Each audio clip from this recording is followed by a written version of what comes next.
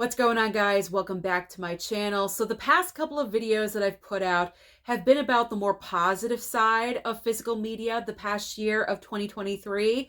And in this video today, I am talking about regrets.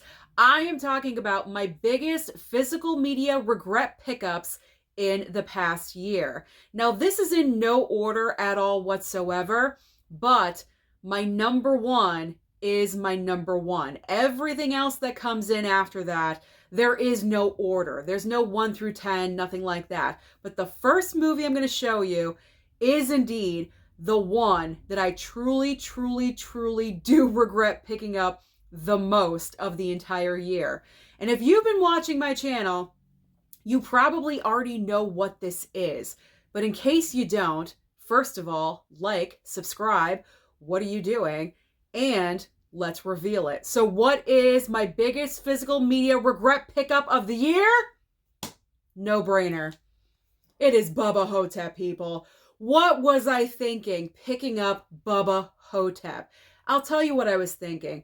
I was thinking when Scream Factory was starting their 4K upgrades of all their Blu-ray titles, I wanted to be consistent. I had great intentions. I wanted to upgrade to 4K with every single title. That was my goal, with all slipcovers. It was going to look really nice on my shelf. And then Bubba Hotep came out as the next one in line. And I said to myself, you know what? I've never seen the movie, but that's not going to stop me. Susan. From now on, I'm doing research when it comes to Scream Factory titles. Actually, the past couple of months, I've gotten better because there's been a few titles that have been coming out that I did not pick up because I was unfamiliar with them. I didn't want to take the chance. I'm no longer in the mindset of I need every single Scream Factory 4K known to man. I don't. Anything that I really enjoy or what I'm familiar with, yes, I will invest the money. I will pick it up. But this, you don't need this.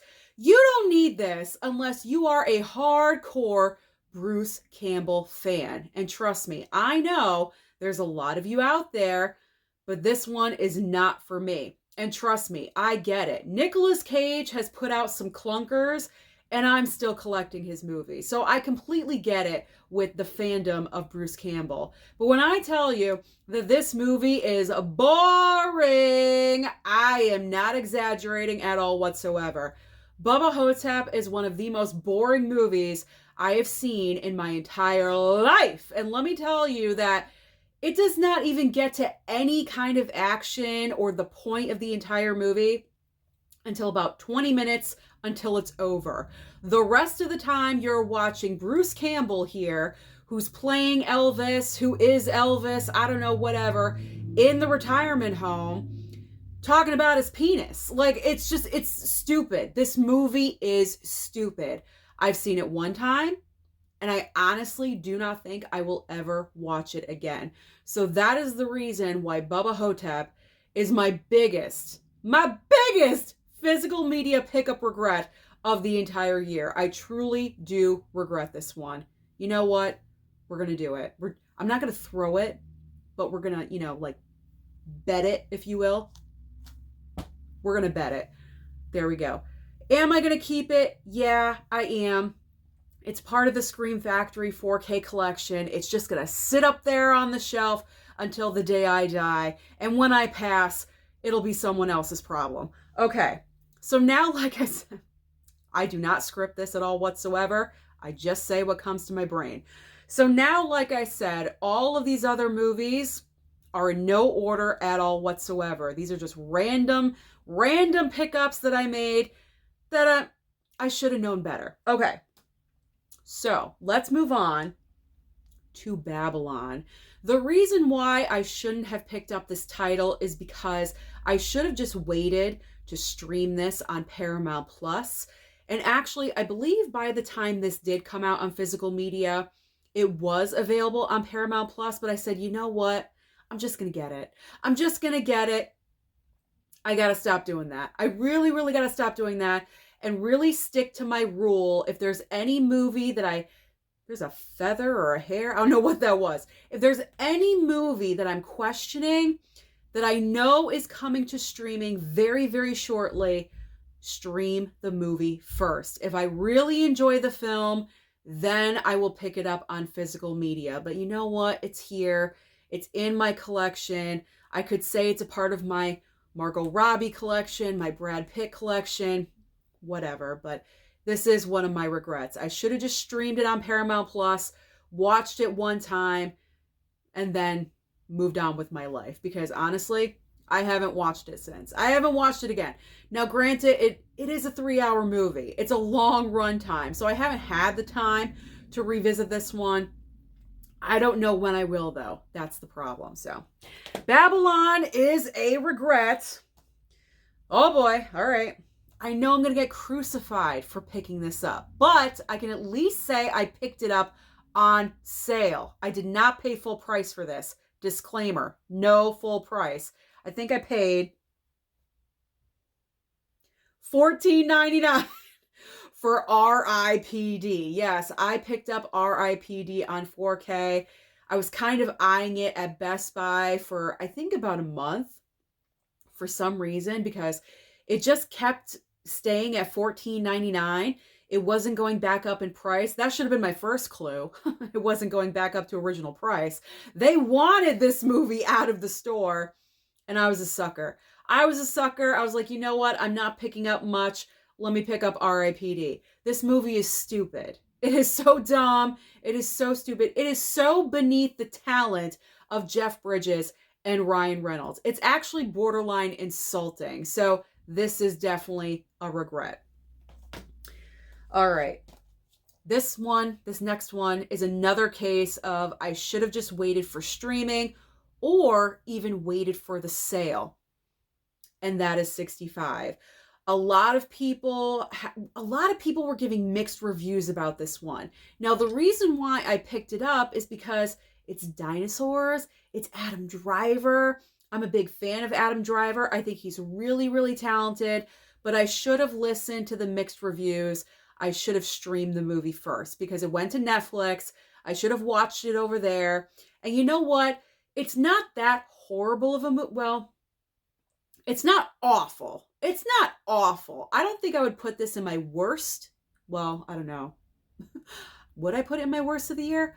I'm not really sure. I think there's other movies that have come out in the past year that are worse than 65. You know me. I can't talk at this time of the day. Get it together.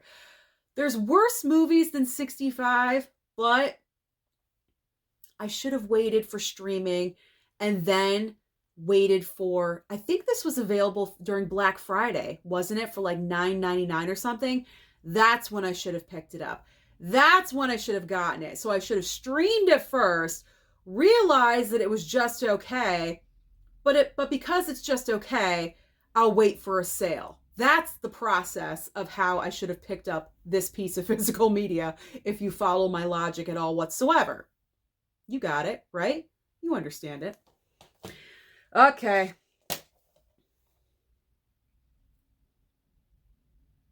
Didn't like it. Plain and simple. Did not like this movie. This is the Miami Vice movie starring Jamie Foxx and Colin Farrell. I put this movie in. I'd never seen it before, obviously. I watched it. I was like, I just did not enjoy it. I don't know. First of all, I did not think it looked very good. And this is just a Blu-ray. So I wasn't expecting like anything truly amazing. But it just did not look good. So I was very disappointed in the picture quality overall.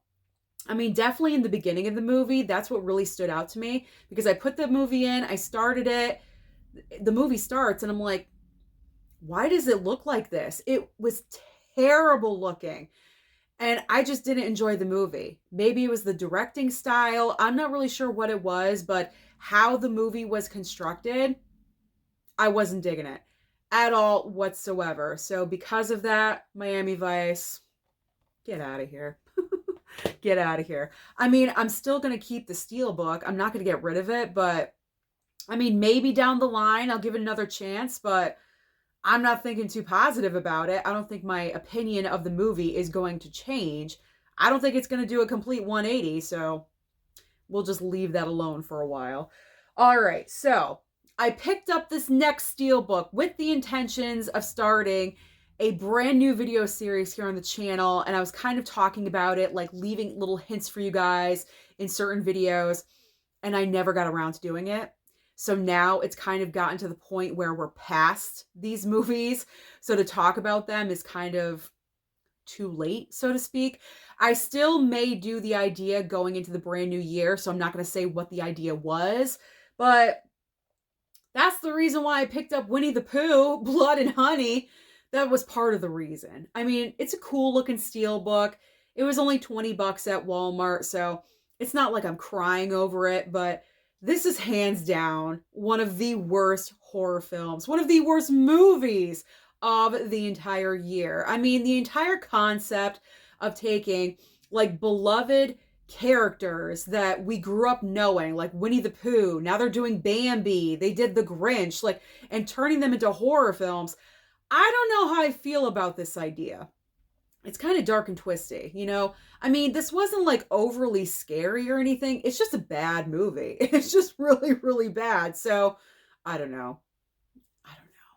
Am I going to watch this again? I don't know. And the thing is that it was streaming on Peacock before I picked it up. So yet again, another case, I could have streamed it and I did not listen to myself. I'm so stubborn sometimes. I should have just streamed it on Peacock.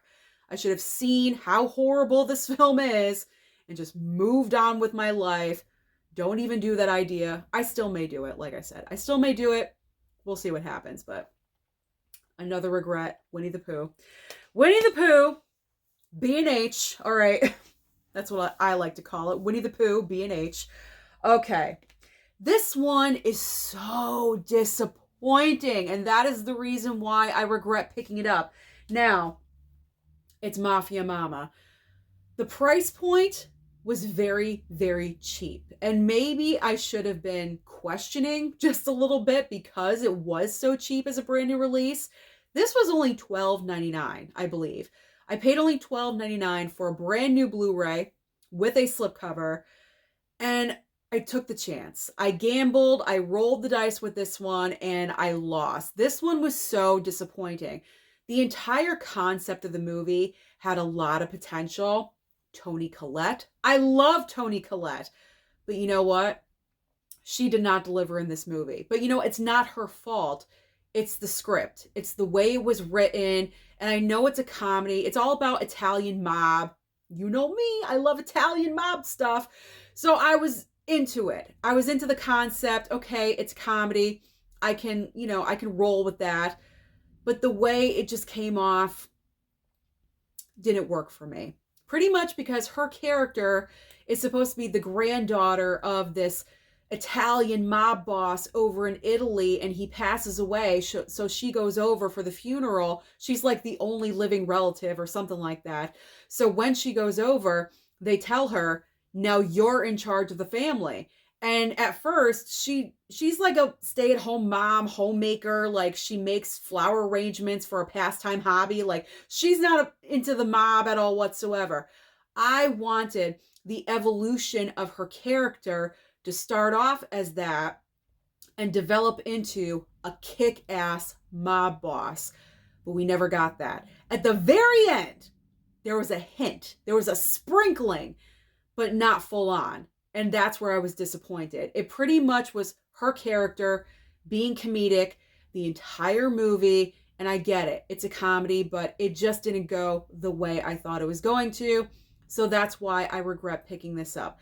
Did this ever come to streaming? I don't know if it did. Maybe Paramount Plus. I think maybe it dropped on Paramount Plus, but I don't think that dropped over there until after this was released on physical. So this one was just so disappointing. I wanted it to be so much different, and it let me down. Mafia Mama, you let me down this year. Anything to do with the Italian mob, the fake accent comes out. All right, not good. Let's move on. Okay, Let's talk about this. Nightbreed. Why? Why did I pick this up? I don't know. I don't know. I think that was one of those weeks I was picking up one item and one item wasn't enough. So I was looking around to see what else I could grab. This was another brand new release that week and I picked it up. It's not the most rewatchable movie for me. That's why it is a regret. I'm not saying it's a bad movie. It just wasn't my cup of tea. It just wasn't my thing, and we're all different. We're all not going to be drinking the same tea. Hopefully not. It just wasn't my flavor, if you know what I'm saying. So that's why it's a regret. Same thing with The Haunting of Julia. I mean, this one was okay. It was all right. The main reason why I picked this up, it's got Mia Farrow in it. And I haven't really experienced a lot of Mia Farrow in her acting roles. So I figured, you know what? I'll give this one a chance and kind of open my mind to it. And it was okay. It's not like, oh my God, the be all and end all of movies. It ain't like that. But it was better than Nightbreed. I will say that. If I had to choose a movie to watch over Nightbreed, I would watch Haunting of Julia before Nightbreed again. But still, not the most rewatchable. It's kind of slow. The movie moves kind of slow, and I think that's why it's just like, can we get to the point? Can we just get to it? And I was kind of frustrated because it was moving at such a slow, turtle-like pace. So I think that's the reason why. So, all right. I don't know. Moving on. Next up on the docket. So we are a couple days from Christmas, and I hate to put in a Christmas title, but I'm going to. And it's Christmas Bloody Christmas. What is this? What is this? So the main reason I picked it up, obviously, Christmas horror movie, check. Let's pick it up. There's not enough of those.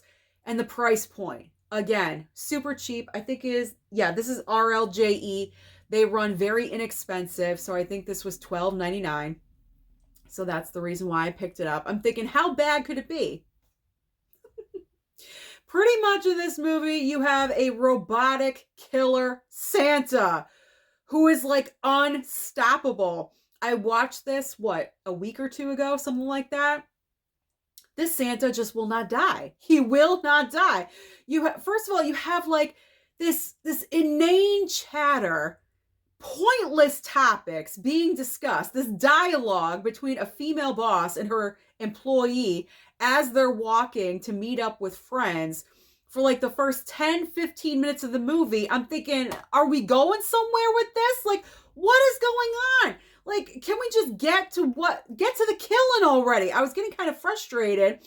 And then we finally get there and Santa is like completely unstoppable. I don't know. It just left a bad taste in my mouth, I guess. I don't know. I'm going to talk about it more when I do Never Seen It series again, whenever that is, sometime in January, because obviously this was a first time watch. So I don't want to, spoil everything in this video, but you don't need this. That's all I'm going to say. You don't need Christmas Bloody Christmas. If you want to stream this somewhere, if it's available somewhere, opt to do that instead. You don't need this film cluttering up your physical media collection. You don't. It's pointless. It's needless. You don't need this. All right. Okay. Another horror film kind of set around Christmas time. I gotta strike that, reverse it. I have to remind myself how to say the title of this because you want to say The Retailers, but it's not. It's The Retaliators. There we go. I always almost make that mistake every single time. So The Retaliators, yet again, another horror film. Christmas is in the movie, and you don't need this one either. This movie doesn't even know what it wants to be. It was all over the map. It's a Christmas movie. It's a revenge story. There's something else going on, and that's the problem. I can't really remember it. It's not memorable at all whatsoever. It doesn't stick out in your brain like, The Retaliators. Now that's a good Christmas horror movie. You ain't getting that from this at all whatsoever. The reason why I picked it up is because, again, the brand new release that week, it was only $12.99. See, those cheap prices, that's what gets you. Those cheap prices, you're thinking, oh man, I'm saving a lot of money. No, you're not. You're tossing your $12 out the window because I don't know if I'm ever going to watch this again. I have no idea. Is it going to be anytime soon? No. No, not at all. So don't get this. You don't need it. You don't need it. The retaliators. All right. So I have 2 more Blu-rays and then, surprise, surprise, a box set. But I actually don't regret the movies. When I show you, you'll understand. I don't regret the movies at all. We have Megan and we have Violent Night on Blu-ray. What I do regret, here we go, is picking up the Blu-rays. I should have just waited for the 4K announcements, because when both of these movies got upgraded to 4K just a couple of months, within months of each other, this past couple of months, you know, Megan was first and then we got Violent Night. I should have just waited, because what did I end up doing? I double dipped. So now I have 2 steelbooks. I have the Violent Night steelbook and also the Megan 4K steelbook. And I also have Blu-rays with slips. So this is not a regret of the movie, because I like them both. I enjoy them both. I'm happy they're in my collection. I should have waited for the 4K upgrade announcement. So that's what I regret about these 2 movies right here. All right. My final regrets, maybe shocking for some people. I don't know. Superman. The Superman box set on 4K. Now, the reason I regret this is because after watching all 4 of the movies, I do have to say there's only 2 good ones. 1 and 2. That's it. 3 is like abysmal, and 4 is just bad. The 3 and 4 are not good movies at all. So really what you're paying for that are good films are 1 and 2.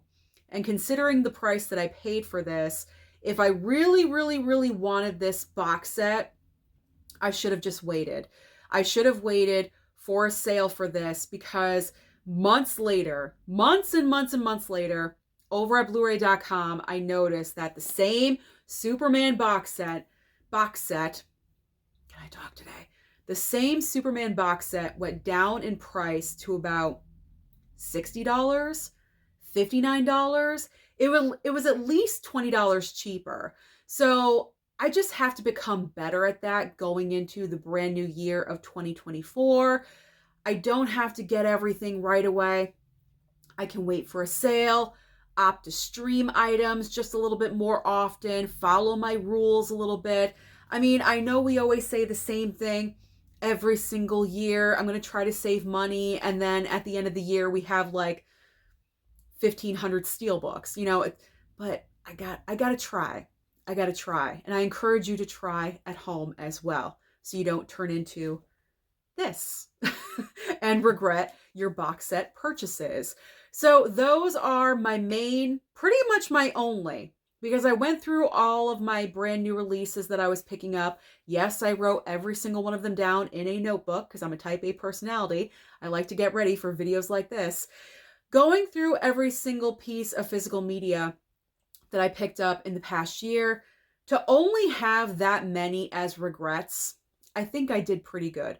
So overall, it was a great year of 2023, but moving on into 2024, I'm going to try to just be a little bit smarter, save a little bit more money, stream a little bit more, and not have so many regrets. So those are my regrets of 2023. Comment down below and let me know yours if you have any. Don't forget to like and subscribe before you leave, and I'll see you next time.